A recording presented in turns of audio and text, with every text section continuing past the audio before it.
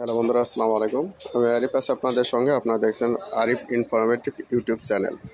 তো আজকে যেই নোটিশটি নিয়ে আপনাদের মাঝে হাজির হয়েছি সেটা হচ্ছে, আপনারা দেখতে পাচ্ছেন যাদের খাদ্য অধিদপ্তরে যেই 1791 পদে 25টি ক্যাটাগরিতে নিয়োগ বিজ্ঞপ্তি প্রকাশ হয়েছিল, যারা আবেদন করেছেন তাদের জন্য অ্যাডমিট কার্ড রিলিজ হয়েছে।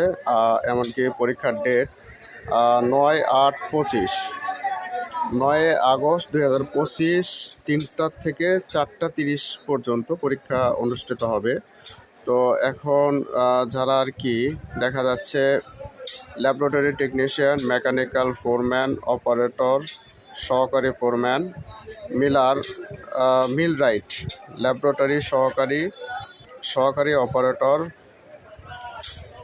স্টেভেডর, সর্দার, ভেহিক্যাল মেকানিক, সহকারী millwright, mill operative, silo operative, electrical foreman, technician, এই সকল পদে লিখিত পরীক্ষা আর কি আগামী 9/8/25 তারিখ বিকাল 3টা থেকে 4টা 30 পর্যন্ত